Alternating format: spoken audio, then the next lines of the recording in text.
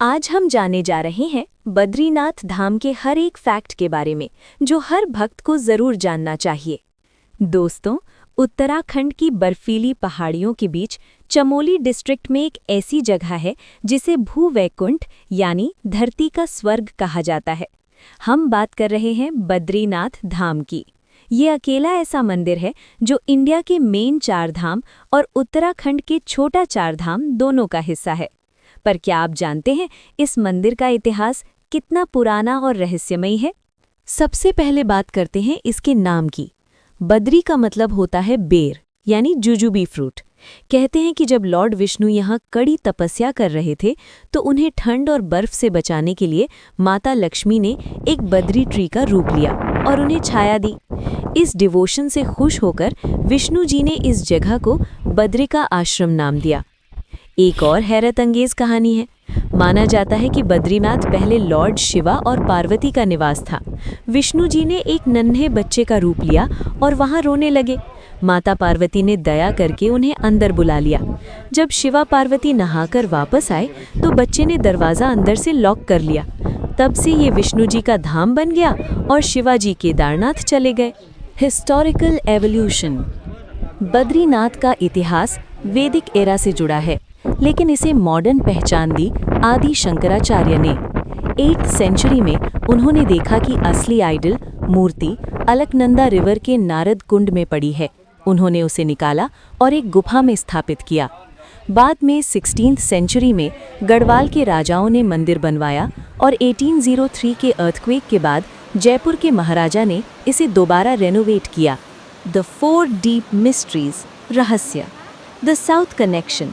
मंदिर नॉर्थ में है, पर यहाँ के हेड प्रीस्ट यानी रावल हमेशा साउथ इंडिया के नंबूदरी ब्राह्मण ही होते हैं। ये सिस्टम नेशनल यूनिटी के लिए आदि शंकराचार्य ने सेट किया था। द इटर्नल लैंप, अखंड ज्योति। सर्दी में जब मंदिर 6 महीने बंद होता है तब एक दिया जलाया जाता है। चमत्कार ये है कि जब कपाट दोबारा खुलते हैं तो वो दिया बिना तेल के भी जलता मिलता है। तप्त कुंड। मंदिर के ठीक नीचे एक हॉट स्प्रिंग है। बाहर माइनस टेम्परेचर है, फिर भी इसका पानी 45 डिग्री सेल्सियस रहता है। इसमें नहाने से बॉडी के कई रोग यानी डिजीजेस ठीक हो जाते हैं। द योग पोज। पूरी दुनिया में विष्णु जी शेषशायी यानी लेटने वाली पोजीशन में मिलते हैं, पर बद्रीनाथ में वो पद्मासना यानी मेडिटेशन पोज में है। ये उनका योग अवतार है। बद्रीनाथ सिर्फ एक मंदिर नहीं बल्कि फेथ और हिस्ट्री का एक ऐसा संगम है जो हजारों सालों से लोगों को इंस्पायर कर रहा है। स्कंद पुराण में सही कहा गया है, बाहवनी संति तीर्थानि दिवि भूमाउ रसातले बद्री सदृशम तीर्थम न भूतम न भविष्यति। यानी ब्रह्मांड में बद्रीनाथ जैसा कोई और तीर्थ न कभी था न कभी होगा। व्यास गुफा। माना में एक ऐसी गुफा है जहां बैठकर ऋषि व्यास ने महाभारत डिक्टेट की थी। इस गुफा की चट्टानों यानी रॉक्स को देखकर लगता है जैसे वो ढेर सारे पन्ना यानी पेजेस एक के ऊपर एक रखे गए हों। इसे व्यास पुस्तक भी कहा जाता है। गणेश गुफा। व्यास गुफा के ठीक नीचे लॉर्ड गणेशा की गुफा है। माना जाता है कि गणेशा ने इसी जगह बैठकर महाभारत लिखी थी। भीम पुल। माना जाता है कि जब पांडव स्वर्ग जा रहे थे तो रास्ते में सरस्वती रिवर को क्रॉस करने के लिए भीम ने एक बड़ी चट्टान उठाकर रखी थी।